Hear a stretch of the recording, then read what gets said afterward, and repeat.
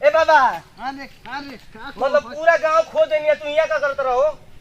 अरे बैठ के हे करत साटा लिखवाओ होता अते एकरा से साटा लिखवाए में कुछ बा। अरे प्यार चंद भाई खादू बढ़िया पूरी बनावेलन। अरे पूरी खातिर धन रही जब खानाई तारा पता बा गांव में का होता का होता तनी बताव ना रे का होता बोलाऊं बाजार में कुश्ती होता इनाम धइल बा टीवी एलईडी फ्रिज कूलर कार। अरे बाप रे बाप हम वही लेम टप तो चल फिर पहले बॉडी बना लेवे देम साचो का रे साचो हम निये के मिल हाँ। जीते में पूरा गांव में चिल्ला चिल्ला कहत रसन। अरे तो एबरा हम ही जीत 100 जना के पछाड़ पटोक देम सारे लोग हां जानो तारी बहुत दूर दूर से पहलवान आवत रसन हे जाके हो जाके तो हम कनी जब अपना गांव में घोपचन पहलवान बारन तो दोसर के टीवी के ले जाई। अरे तो उहे को हट कार रोज जीते के बा बर्बाद कर देम सारे चल लोग अब ये फेंक देम कहां खड़ा से।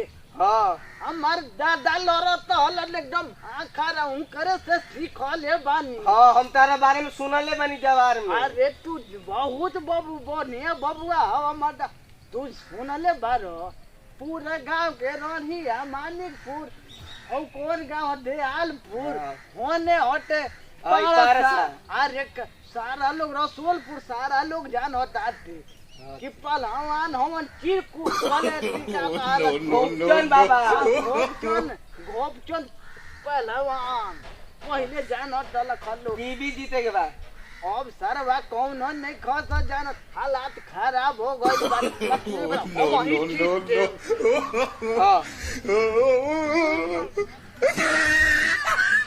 ओजा खातिर कुछ छोड़ दो चल लेके चल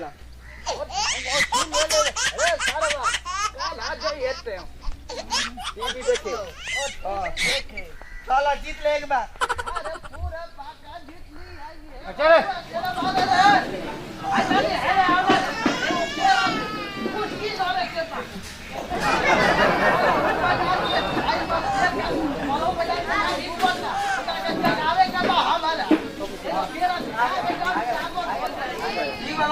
चल खाई ना रे बोका ना तो आज जीत ले एक बार। जीत लेवे के बाद जीत तो ही के बाद जीत लेवे के का बारे हटे केरा ले ले दान हो दुकानवा में खान तो का गोद दाद जाई करता उड़ा दिया या बहुत बड़का बड़का पहलवान आइल बरस तो से का बा उनका कम पर छाड़िए दे इनामो बा। अरे तो हमारे नु लागी तो का बुझता रे चल चल ऑर्डिनरी बुझता रे पहले खूब लड़ल बाकी नाम हम तार सुनले बानी जवार में जब तार लगे नहीं पता। हां तो वो ही से तार नाम था। ये बलहू बाजार पे पहलवानी होने जा रहा है। जो भी हमारे भाई देखने चाहते हैं तो जल्द से जल्द बलहू बाजार पे आखड़ा नंबर 1 पे आने का कष्ट करेंगे। और पौधा नंबर 1 पे हमारे 13 पहलवान उपस्थित होंगे और दबंग पहलवान हमारे 13 पहलवान हमारे आखड़ा नंबर 1 में आने के कष्ट करेंगे और इनके माध्यम से जोरदार ताली होने के कोशिश कीजिएगा। और पौधा नंबर 2 पर आने की कोशिश करेंगे दबंग पहलवान। इनकी खुशियों से ताली से भर गए। बलहू बाजार पे पहलवानी होने जा रहा है। जो भी भाई आने के कष्ट करेंगे, जो भी भाई को काने में आवाज जा रही है, कृपया बलहू बाजार पर पहलवानी होने जा रहा है आ रही है। इसके बाद सबसे हटके पहलवानों का पहलवान आइए, इनके माध्यम से जोरदार ताली। और दोनों पहलवान अपने अपने स्थान को दबाए रखे। ये है 13 पहलवान हमारे कंपनी की तरफ से लड़ने जा रहे हैं और ये है दबंग पहलवान और ये है सबसे हटकर पहलवान जो हमारे अखाड़े को रोशनी दान करेंगे। चलिए अपने स्थान पे ग्रहण करें। और हम बुलाना चाहूंगा 13 पहलवान को और दबंग पहलवान। मेरे दोस्तों, हमारे दोनों पहलवान को मैं बुलाना चाहूंगा शेरा पहलवान और दबंग पहलवान दोनों के माध्यम से देखेंगे बड़ा सा पहलवानी और अखरा नंबर 1 में इन्हीं के माध्यम से देखेंगे हेवी फाइटिंग वाला पहलवानी।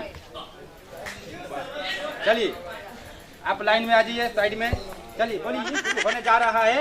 रेडी 1 2 3 गो।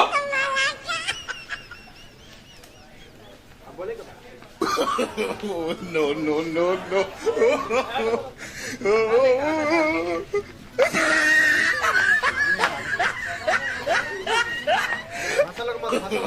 No, no, no, no.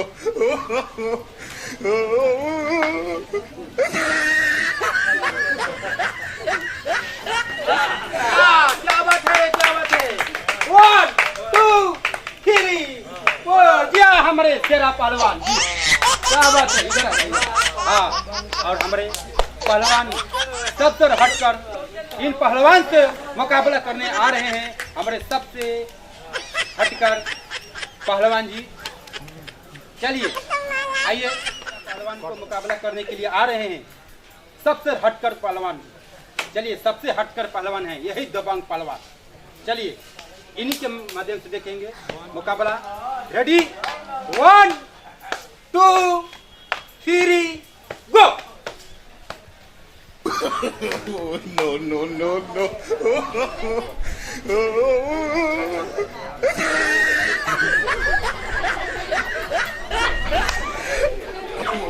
no, no, no.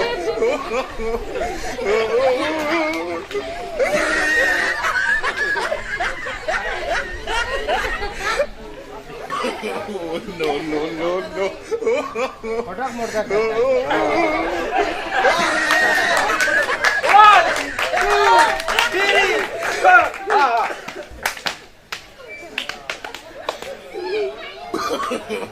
No, no, no, no.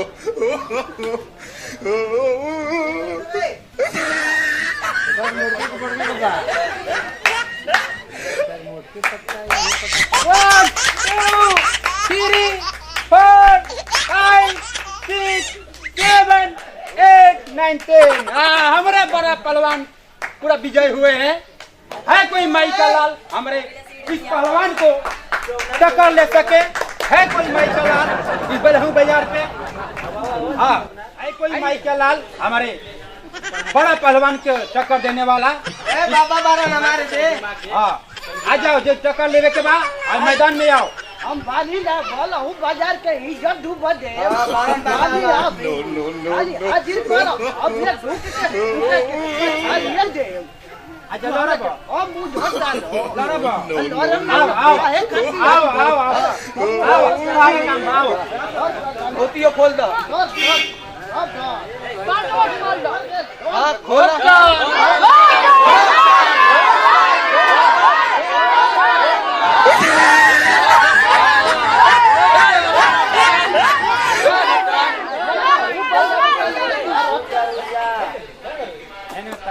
बोला हूँ बाजार के ललका रोटा।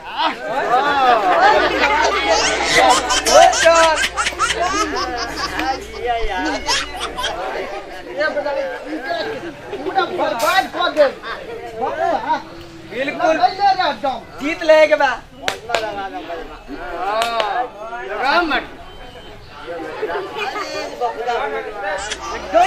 बर्बाद कर देंगे।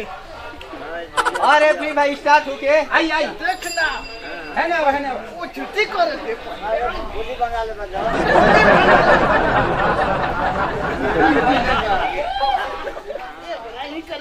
बर्बाद कर दे। बोला हूँ बाजार के नाम ना डूबे दे।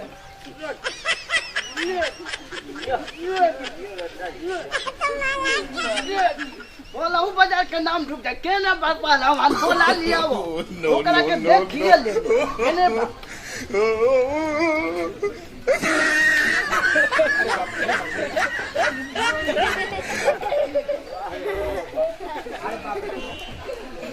ये ले लाल सर करे वाला एकरा के हटा वटा कोता एक टोकी है हम ना लो ले में करा ए भाई तो काहे ना लड़ब?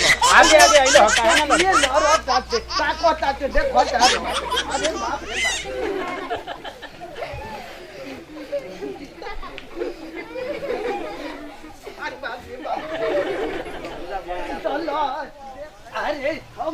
बारे में कह। अरे बाबू वो चल ला रे, चल चल। ए रुको रुको, कहाँ चल? अभी तो चारों चक्के गाड़ी हुई ना, जीत के जाएगी बाबा, लड़ा।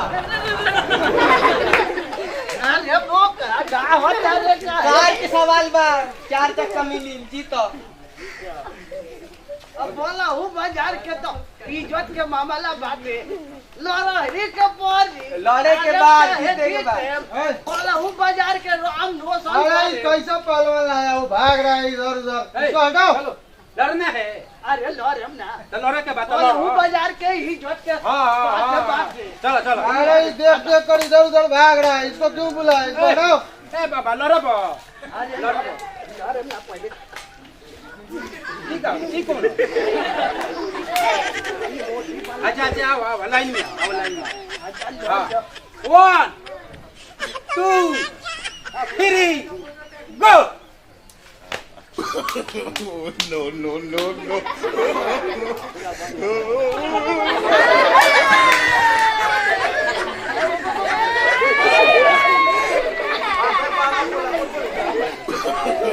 ए बाबा, 1 2 उठो बाबा, सवाल बा, उठो। 5 ठीक है। देखो आज हम बोला हूँ बाजार के नाम रोशन करे के अच्छा, बाद ठीक है, चलो। अरे ये हाँ। बट खूब जो।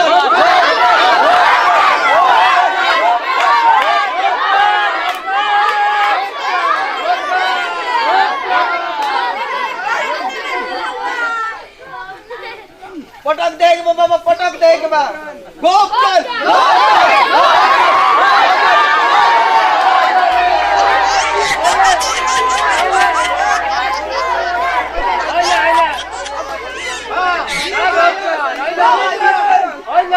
बाबा मानो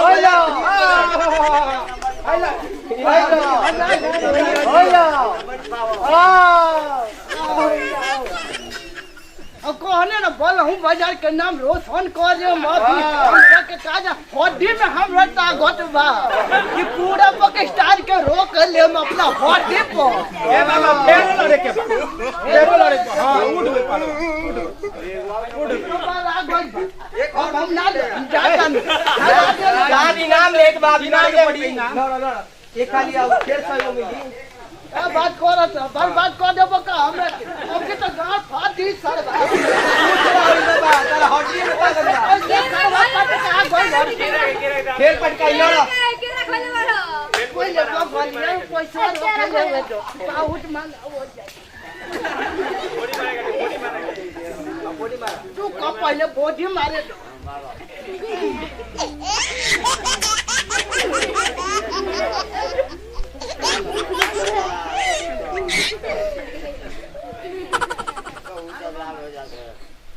अब हमार खून रग रग में दौड़ता है।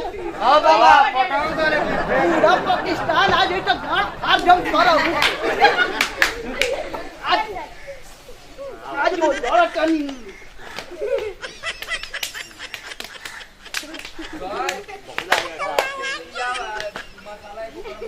क्या लगा रहा है? ये हमारा घर से माई के आशीर्वाद होते बड़ा जो हमारे घर से माई तू कहाँ से आया है? अरे सर वो बाजार होते बोला बिहार हमारे गांव होते। अब बोला गांव होते बोला बाजार आजा होते फिर, आजा यही में लड़ होता नहीं आजा आवता पटक आजा आजा, मार माटी कर आजा आजा ना फाड़ के बिया डाल दे धान चली आजा। वो जीवा खूब चल।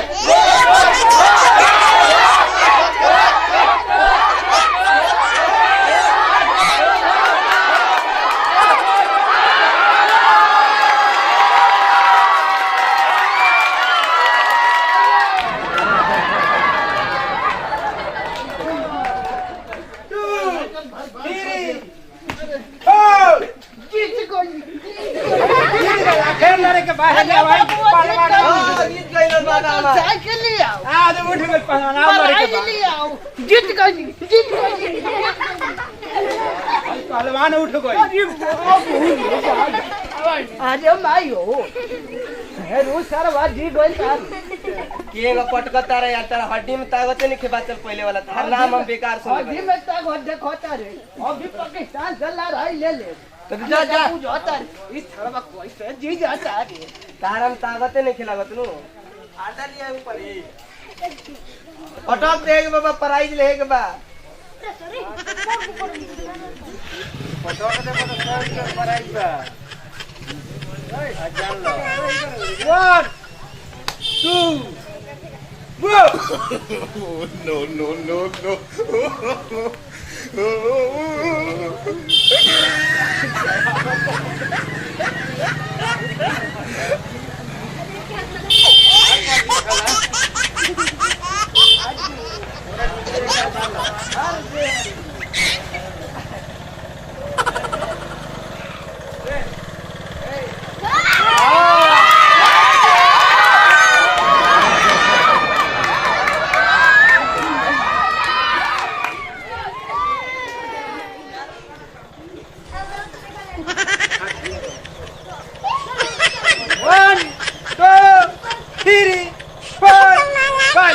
अरे ये क्या? हमारे पहलवान जीत गए। अरे ये क्या?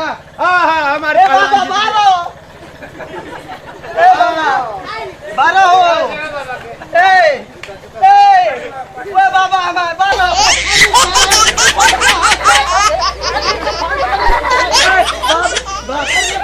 कौन हो रे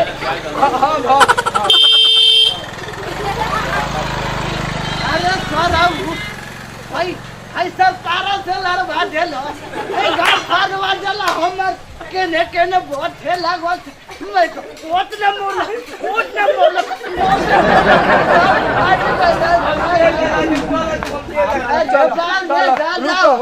अरे मुरिया रही त कटडम अरे तेरे अरे भाई हो रेगा अरे भाई हो रे हेलो गाइस, आज देखिए हम लोग वीडियो शूट करके आए हैं मास स्वीट्स और चाट हाउस में। ये सब हमारा पूरा टीम है। वो है हमारा चाचा है, दुकान के मालिक प्रोप्राइटर, और हमारे गोपचंद बाबा भी हैं यहाँ पे। देखिए गोपचंद बाबा, दुकान के लिए कुछ बोलिए चाचा।